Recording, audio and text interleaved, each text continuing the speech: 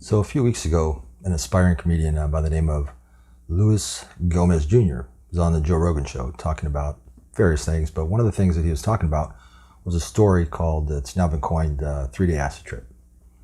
And, well, I'm going to call bullshit on this story. And I'm going to call bullshit for the reasons I'm about to point out. You may ask, why does it bother me? Normally it wouldn't, except that in his story, he used elements of mine experience that he embellished to, embellish his own bullshit story. So I kind of feel like I'm obligated to at this point. And we're having a little exchange, but I'll get into that later. So for those of you that don't know what's going on, I'm just going to go right into why I think this story is bullshit. First off, if you've ever bought or sold acid, you would know and call bullshit on the story right away, because this is not how you buy and sell acid. In his story, he says that some hippie guy gave him a modest medicine bottle. I'm not even sure what a medicine bottle is. It sounds big to me. Of liquid acid, Tim and his friend. And then they each took some. And we're supposed to give it back to him, right? And then the guy was going to count how many hits they did or whatever. I guess he's just going to eyeball it with his psychic powers and determine how many hits they took, right? Well, first off, if you've ever sold acid, I've bought and sold acid for the last 30 years. Never once have I seen anybody buy and sell acid like this. You don't bring an entire vial, medicine bottle of acid to a show or whatever it is to sell. It's stupid for various reasons. First off, if you got caught with a medicine bottle full of acid, medicine bottle, however big that is, right? Is that a cough syrup bottle? What is a medicine bottle? Whatever. It doesn't matter because it's a bullshit story. Anyway, you don't want to get caught with that. Two, that's the number one reason why I would think of. Also, you could lose it. You could spill it. You could drop it. We're talking something of upwards of $500 worth of acid, right? Are you just going to hand a giant vial of acid over to two guys and be like, go ahead, you take some and your friend takes some. I'll go ahead and you can take some again, and then give it back to me, and I'm going to eyeball it and determine how much you owe me. That's not how you sell drugs. It'd be like somebody walking in who sells cocaine with a kilo of cocaine being like, here you go. Why don't you do some cocaine? Your friend too. Oh, you want a little more? Do some more. Okay, now give it back to me and we're going to eyeball it and I'm going to figure out how much you owe me.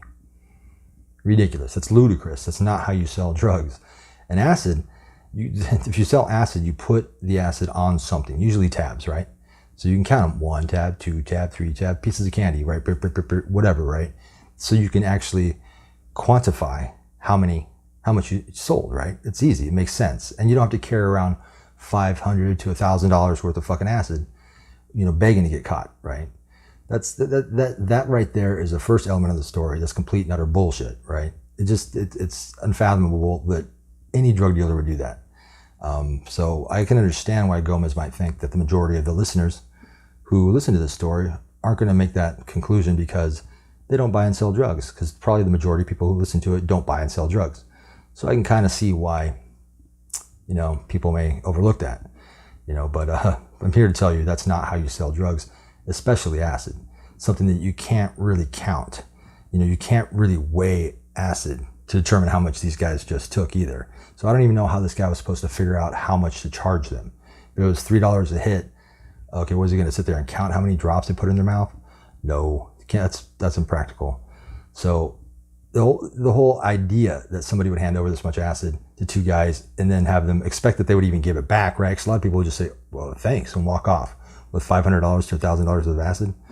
You'd be lucky to get it back. What happened if the guys dropped it on accident, right? What happened if they were dumb and they took too much? There's all kinds of bad scenarios why you wouldn't carry around that much acid. So right then and there, I don't know a single drug dealer who's ever done that. I've never seen that happen in 30 years of buying and selling acid. And I probably never will, nor will you, because it doesn't happen that way.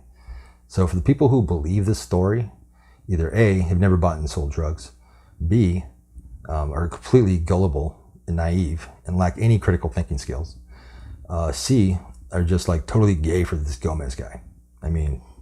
If the answer is C, if that's why you believe this unbelievable story, then because you're gay for this guy, well, I'll let you slide on that one, because who's not gay for short, bald, skinny Puerto Rican parrots? That's just like a given, right? That's like gay black midget wrestling, right? Mud wrestling. It's like, doesn't everybody like that shit, right? This guy. So anyway, yeah, that's the number one reason.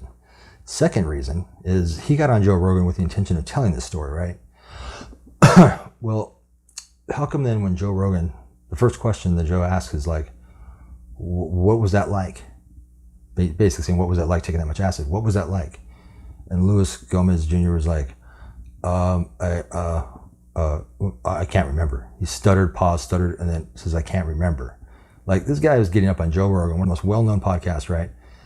And to pitch this story, which it is, this story, and he can't remember what this experience was like. He doesn't have a response to it. Kind of weird, kind of unprepared, but you know, I mean, that's just kind of weak sauce on his part to just not even be prepared to even have a bullshit fucking description of it. And then he tries later on to give some sort of description of it, but the description is mainly about like his friend and a donut shop and this and that. It didn't really have much to do with the subjective sensations of being that high and that much acid. He farted out a couple things like something called, I think it's called synesthesia. I can't even pronounce it now.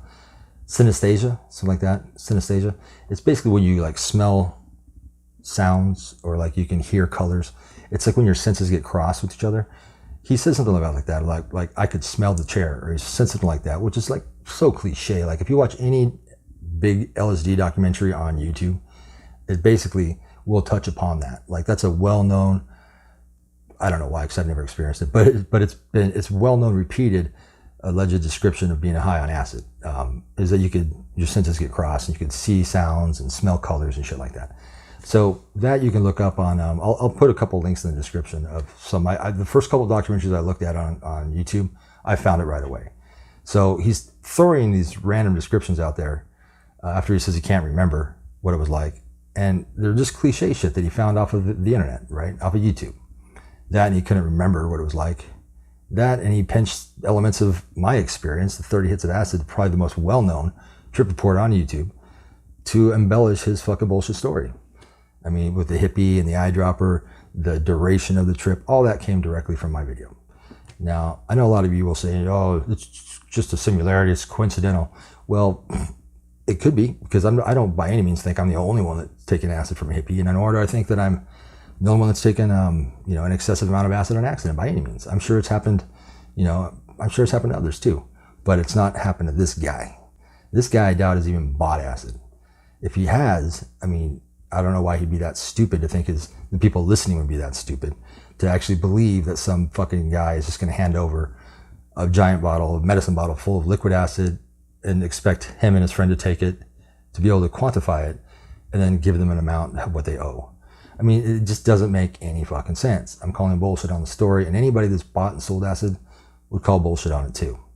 Like I said, unless you've never bought or sold acid, don't have any critical thinking skills, or really gay for this guy, or just a fucking retard and believe everything you hear on the internet, it should be pretty obvious this guy's full of shit, especially when he can't even when he's put on the spot to describe what it's like, and he stutters and he says, I don't remember.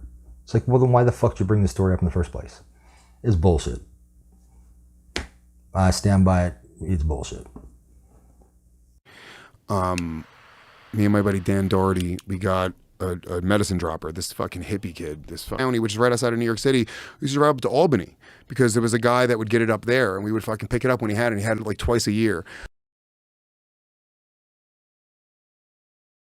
But this kid was like, dude, I have liquid acid in an eyedropper. We're like, oh, no way, dude, let's do it. He was like $3 a hit, which is super cheap. And then my buddy Dan, I remember he did like 2 drops, and I was like, oh, sweet, dude. He's like, all right, let me do another one. And then he went, and I did too.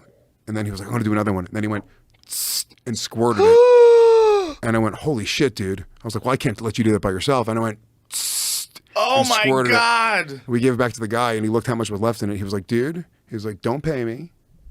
He was like, you didn't get this from me. And then he just walked away from us. Wow. And then within 10 minutes, dude, within 10, as it takes like 45 minutes to come on? Mm-hmm. 10 minutes, I'm talking about on another planet, dude. Another fucking planet. Just within 5 minutes of that, I lose Dan. Dan's running down the street like a lunatic. When you say another planet, like, what are you experiencing?